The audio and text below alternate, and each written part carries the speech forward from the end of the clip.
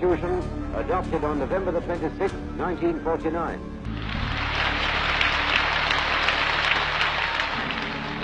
पच्चीस नवंबर 1949 को संविधान बनकर तैयार हो चुका था। संविधान सभा संविधान बनाने की अपनी जिम्मेदारी पूरी कर चुकी थी। संविधान कैसा होगा, देश कैसे चलेगा, सरकार कैसे बनेगी, लोकतंत्र कैसा होगा, शासन व्यवस्था कैसी होगी, न्याय व्यवस्था कैसी होगी, कानून कैसा होगा, लोगों को कौन कौन से अधिकार मिलेंगे। संविधान सभा ने हजारों विषयों पर बहस की, हजारों संशोधन आए, कुछ माने गए, कुछ नहीं माने गए। इसी दिन यानी 25 नवंबर को डॉक्टर भीमराव अंबेडकर ने संविधान सभा में ऐतिहासिक भाषण दिया। डॉक्टर भीमराव अंबेडकर संविधान बनाने वाली समिति के अध्यक्ष भी थे। राष्ट्रपति महोदय, सर, मैं ड्राफ्टिंग कमेटी द्वारा निश्चित की हुई संविधान की रूपरेखा को प्रस्तुत करता हूं और निवेदन करता हूं कि इस पर विचार किया जाए। डॉक्टर अंबेडकर ने संविधान सभा में अपने भाषण में भारत के भविष्य को लेकर कई बातें कही और कुछ आशंकाएं भी जताईं। डॉक्टर अंबेडकर के संविधान सभा में अंतिम भाषण की काफी अहमियत आज भी मानी जाती है। मैं यहाँ पर संविधान की अच्छाइयाँ गिनाने नहीं जाऊंगा, क्योंकि मुझे लगता है कि संविधान कितना भी अच्छा क्यों न हो, वो अंततः बुरा साबित होगा अगर उसे इस्तेमाल में लाने वाले लोग बुरे होंगे। डॉक्टर अंबेडकर ने अपने भाषण में राजनीति में भक्ति और नायक पूजा की परंपरा पर गहरी चोट की। हमें जॉन स्टुअर्ट मिल की उस चेतावनी को ध्यान में रखना चाहिए जो उन्होंने उन लोगों को दी है जिन्हें प्रजातंत्र को बनाए रखने में दिलचस्पी है। मतलब अपनी स्वतंत्रता को एक महानायक के चरणों में भी समर्पित न करें या उस पर विश्वास करके उसे इतनी शक्तियां न दे दें कि वो संस्थाओं को खत्म करने में समर्थ हो जाए। डॉक्टर अंबेडकर कहते हैं कि देश की महान शख्सियतों के प्रति कृतज्ञ रहने में कुछ भी गलत नहीं है, लेकिन इन महान शख्सियतों के प्रति हम कितना कृतज्ञ रहें, इसकी भी कुछ सीमाएं हैं। इसके लिए डॉक्टर अंबेडकर ने आयरिश देशभक्त डैनियल ओकॉमेल का उदाहरण दिया। कोई पुरुष अपने सम्मान की कीमत पर कृतज्ञ नहीं हो सकता, कोई महिला अपनी पवित्रता की कीमत पर कृतज्ञ नहीं हो सकती और कोई राष्ट्र अपनी स्वतंत्रता की कीमत पर कृतज्ञ नहीं हो सकता। डॉक्टर अंबेडकर कहते हैं कि ये सावधानी भारत में किसी और देश के मुकाबले बरतनी ज्यादा जरूरी है, क्योंकि भारत में किसी व्यक्ति की हीरो की तरह पूजा करने में हम दूसरे देशों के मुकाबले कहीं आगे हैं। धर्म के क्षेत्र में भक्ति आत्मा की मुक्ति का मार्ग हो सकता है, परंतु राजनीति में भक्ति या नायक पूजा पतन और अंततः तानाशाही का सीधा रास्ता है। ये उनकी बात जो है वो बाद में हमने देखा है भारतीय इतिहास, स्वतंत्र भारत के इतिहास में कि पुनः पुनः साबित हो चुकी है। जैसे कि 1975 में जो इमरजेंसी हमारे देश में आ गई थी, वहां अगर आपको याद होगा तब कहा गया था इंदिरा इज इंडिया।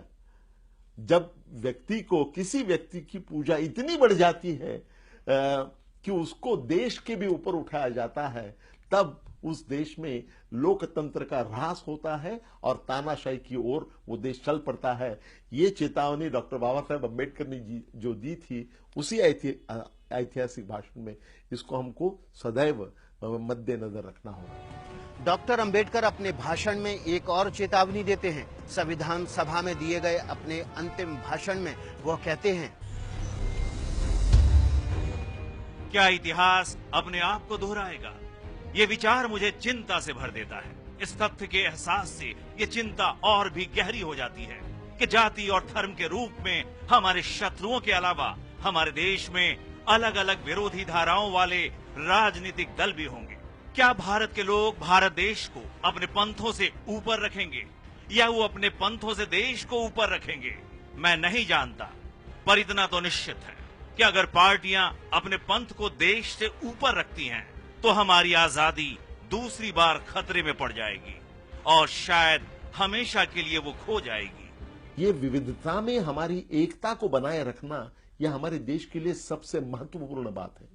अगर कोई पंथ, कोई धर्म अपने आप को देश के ऊपर उठाना चाहेगा तो उस देश का हमारे देश का पतन होने में कोई देर नहीं लगेगा।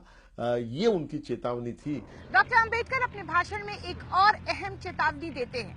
वो कहते हैं कि सामाजिक स्तर पर हमारे पास एक समाज है जो असमानता के सिद्धांत पर बना हुआ है, जिसका अर्थ है कि कुछ लोगों के लिए विकास है और कुछ लोगों के लिए क्षरण।